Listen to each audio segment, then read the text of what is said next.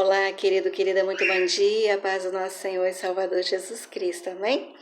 Hoje eu gostaria de falar com você a respeito da fé. Você vai dizer assim, Sônia, você não fala de outra coisa que não seja a fé. É verdade.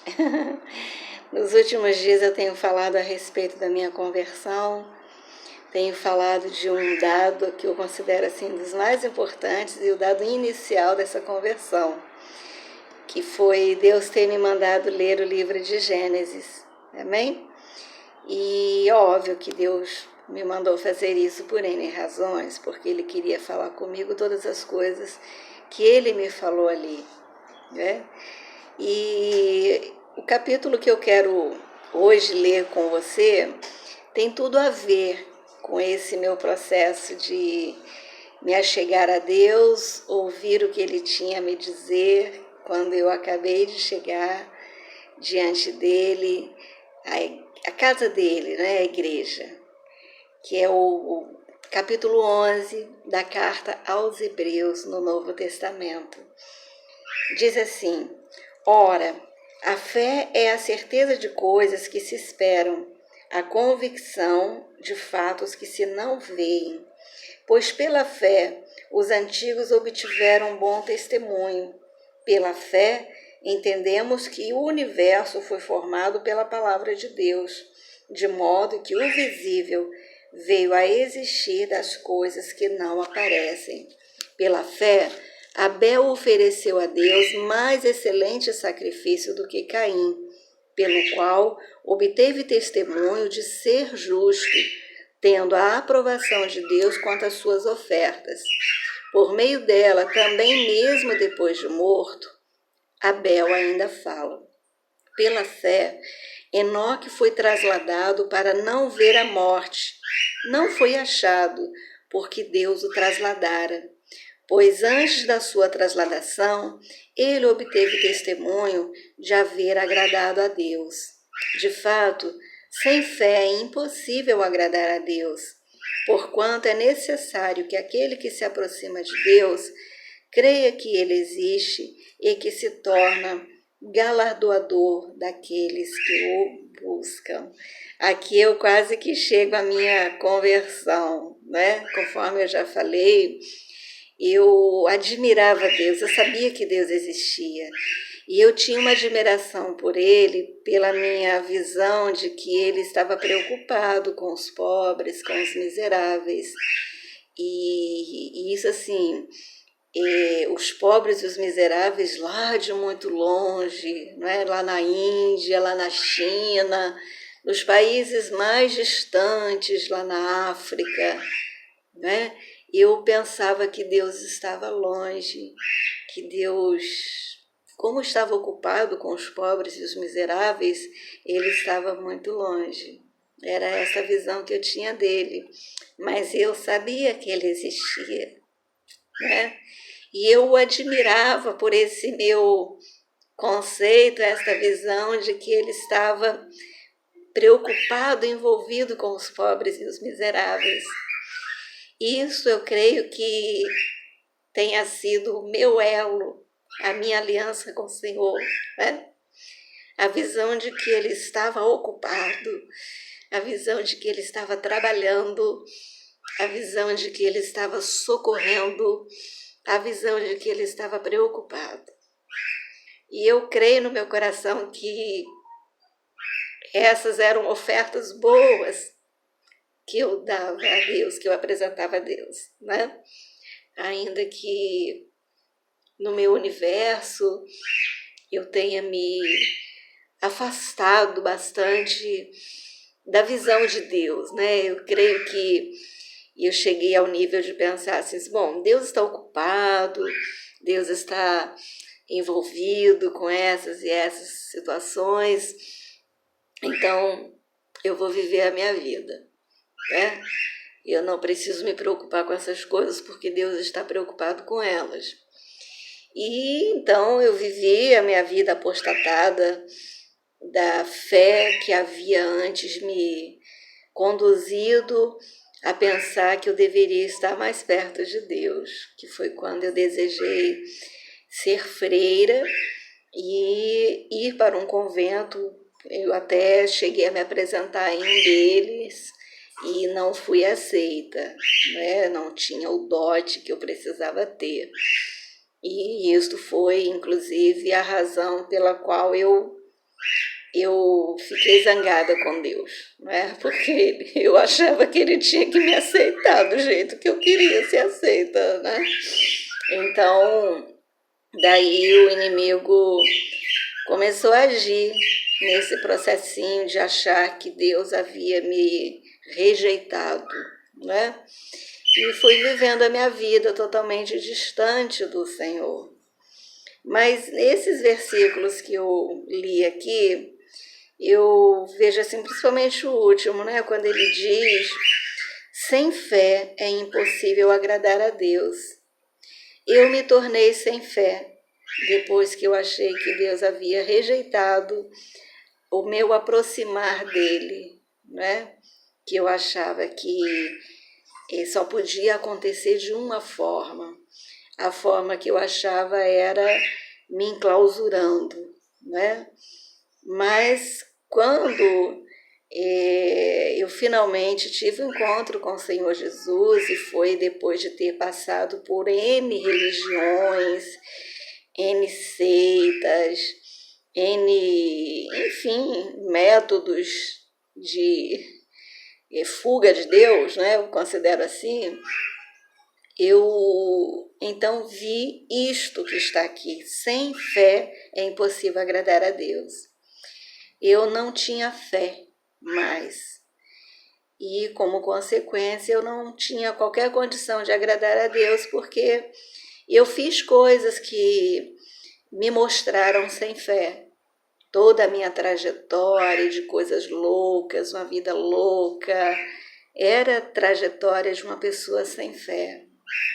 Eu costumo até trabalhar tudo que eu trabalho nas minhas mensagens por conta dessa visão, né, de que quando nós nos afastamos do Senhor, nós obviamente perdemos a fé no Senhor e, como consequência, nós fazemos loucuras, né, loucuras conforme as que eu fiz por eu não ter fé, né? O homem caminha sozinho, sem fé, e aí ele se sente dono de tudo, enfim, com poderes super especiais que acreditam a ele a oportunidade de fazer o que ele bem entenda, né? Conforme eu já relatei nos meus testemunhos, das loucuras que eu fiz, né?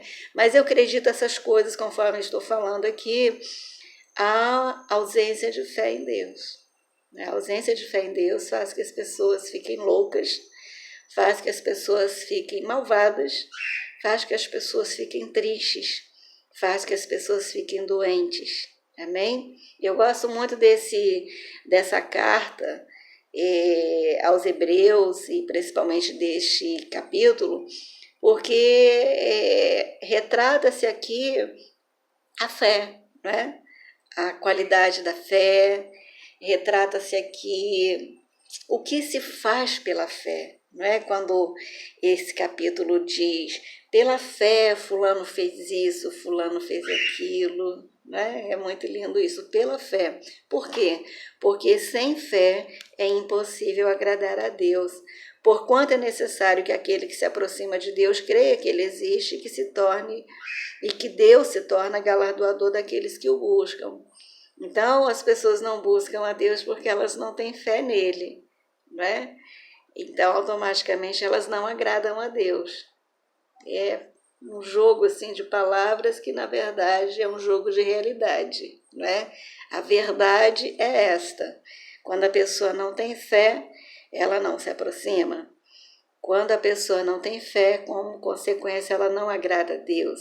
Quando a pessoa não tem fé, automaticamente, então, ela se vê destituída de todas as coisas boas que a fé em Deus proporciona, ou melhor, que Deus proporciona por causa da fé que se manifestou na capacidade dele de proporcionar coisas boas. Por exemplo, a gente vê aqui A partir do versículo 7, não é? Pela fé, Noé, divinamente instruído acerca de acontecimentos futuros que ainda não se viam, e sendo ele temente a Deus, aparelhou, fabricou uma arca para a salvação da sua família, pela qual ele condenou o mundo e se tornou herdeiro da justiça que vem da fé, né?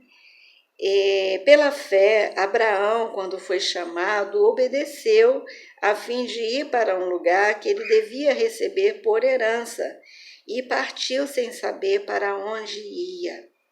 Pela fé, Abraão peregrinou na terra da promessa como em terra alheia, habitando em tendas com Isaque e Jacó, que eram herdeiros com ele da mesma promessa, porque ele aguardava a cidade que tem fundamentos, da qual Deus é o arquiteto e edificador. Pela fé, também a própria Sara recebeu o poder para ser mãe, não obstante o avançado da sua idade, pois teve por fiel aquele que lhe havia feito a promessa. Aqui a gente já tem, por exemplo, no caso da Sara, uma informação que eu considero de extrema importância, né? Ela recebeu uma promessa e ela considerou que Deus era fiel para cumprir a sua promessa feita na vida dela. A promessa para Sara era de que ela seria mãe. E essa promessa foi feita a ela não quando ela era jovem, antes dela se casar, mas quando ela já era de avançada idade. E ela já era considerada estéril, uma pessoa que jamais conseguiria ter um filho, a menos que ele fosse adotivo. E ela considerou, ela teve Deus por fiel. Né? Lindo isso, né? Apesar do avançado da sua idade, ela considerou que Deus era fiel. Aqui nós já tiramos uma lição, né? Nós consideramos que Deus é fiel, apesar de todos os pesares. Quais são os seus pesares? Né? Eu conheço pessoas que têm promessas assim, conforme essa aqui de Sara, né? Remetendo para o futuro, porque ela esperou algum tempo até que aquela promessa se cumprisse. E eu, particularmente, também tenho as minhas promessas, e eu diria que, enfim, eu já estou dentro de uma promessa, no presente de uma promessa feita no passado, que apontava para o futuro. Não é? E eu posso dizer o que está escrito aqui a respeito de Sara, né? Eu tenho por fiel aquele que me prometeu. Nós precisamos ter por fiel aquele que nos promete. E aí continua. Por isso também de um, aliás, já amortecido, saiu uma posteridade tão numerosa como as estrelas do céu e inumerável como a areia que está na praia do mar. Aqui referindo-se a Abraão, com quem a Sara viu a concretização da promessa de Deus, que era dos dois gerarem um filho, que foi o Isaque. Todos esses morreram na fé. Quem que morreu na fé? O Abraão, o Noé, o Enoque foi trasladado, né? O Abel,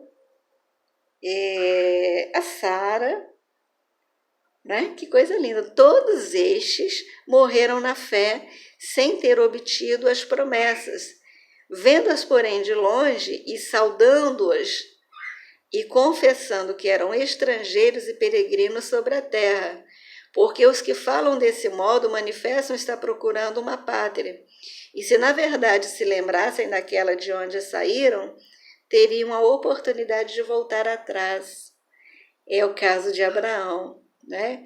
Deus apareceu a ele depois que ele havia perdido seu pai, com o qual ele havia empreendido uma caminhada, uma jornada. Porém, no meio da história, o pai dele faleceu e eu creio que como ele estava indo na pegada do pai, né, ele ficou sem rumo, sem direção. Então Deus apareceu para ele e falou: Saia da tua terra, saia da tua parentela e venha para uma terra, vá para uma terra que eu vou te mostrar. E ele seguiu esta orientação de Deus, ainda que ele não soubesse, porque Deus não lhe falou, né? Deus apenas disse, siga-me, Abraão. E ele então seguiu. Amém? Mas agora aspiram a uma pátria superior, ou seja, uma pátria celestial. Por isso Deus não se envergonha deles de ser chamado seu Deus, porquanto lhes preparou uma cidade. Pela fé, Abraão, quando foi posto à prova, ofereceu seu Isaque. Ele estava para sacrificar o seu unigênito. Aquele que acolheu alegremente as promessas, aquele está dizendo sobre uma forma de se acolher aquilo que Deus nos fala, né? Com alegria. Com alegria, aquele que alegremente acolheu as promessas de Deus. Nós precisamos estar felizes com as promessas que Deus nos faz. E com certeza, querido, querida, você tem uma promessa para a sua vida. Você só precisa buscar a Deus, né? A palavra de Deus mostra no livro de Êxodo, que é o segundo livro do Antigo Testamento, o segundo livro da Bíblia Sagrada, que o Moisés estava apacentando as ovelhas do rebanho de Jetro, seu sogro, e de repente ele viu uma sarça, uma planta, né, no deserto, e aquela planta pegou fogo. Aquilo era normal no deserto, é normal no deserto, naquele excesso de calor, né? É quando nós vemos, por exemplo, os incêndios acontecerem. Aparentemente não foi ninguém lá para jogar gasolina e riscar um palito de fósforo. O próprio fogo, o calor, né? O calor faz que o fogo surja. Então, as plantas se queimam, né? A sarça era habitual que ela se queimasse, porém, houve um evento, um fenômeno, que era que a sarça, enfim, vamos imaginar que ela tivesse meio metro, o fogo queimando, aquele meio metro não acabava, não chegava ao fim. E este evento chamou a atenção de Moisés. E Moisés, então, se aproximou. E ali Deus falou com ele, Deus se manifestou com ele, para ele, e falou com ele sobre o intuito de Deus para a vida dele, que era que ele voltasse ao Egito para salvar o povo hebreu. Então, nós precisamos saber se Deus tem algo para nós. E Deus tem, com certeza. Mas nós precisamos nos aproximar dele. Amém?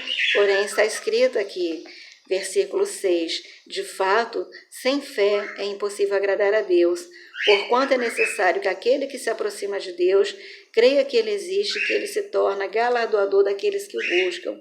Por isso a dica, busque a Deus, aproxime-se de Deus, porém antes, coloque dentro da sua mochila, que é o seu coração, a fé, que vai fazer você se aproximar de Deus, agradar a Deus e motivar Deus a falar com você, a ter uma interação com você e a conduzir você nos caminhos dele. Né? Eu gosto muito de orar pedindo a Deus que ele prepare os caminhos dele para que as pessoas andem nesses caminhos. Né? Deus preparou um caminho para que Moisés andasse nele.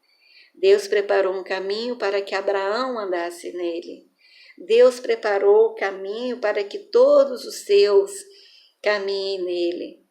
Que você queira andar no caminho do Senhor. Amém? A palavra de hoje é essa. E para andar nesse caminho, você precisa crer que Deus existe e que Ele vai te recompensar por crer nele. Amém? Em nome de Jesus. Que você creia que Deus tem promessas para a sua vida e para a sua família, para abençoar e guardar a sua vida e a vida dos seus. No nome de Jesus. Pai, eu quero aqui neste momento glorificar e exaltar o teu nome pela vida desse querido que está diante desta mensagem nesta data, falando sobre a fé, sobre a qualidade da fé, sobre aquilo que se pode fazer pela fé e com a fé. Eu quero pedir ao Senhor que, no nome de Jesus, o Senhor, que é o autor da fé, coloque fé no coração dessa pessoa. E que o Senhor, meu Deus, expanda a fé que o Senhor tenha colocado no coração desta pessoa. E que o Senhor, meu Deus, torne poderosa a fé desta pessoa, conforme é poderosa aquela semente da mostarda, de tão pequenina, produzindo uma árvore tão grandiosa, conforme a árvore que dá a mostarda. Em nome de Jesus Cristo, Pai, uma fé tal que essa pessoa possa ver tudo quanto as pessoas que andaram com o Senhor e as que ainda andam com o Senhor na data de hoje, viram e têm visto.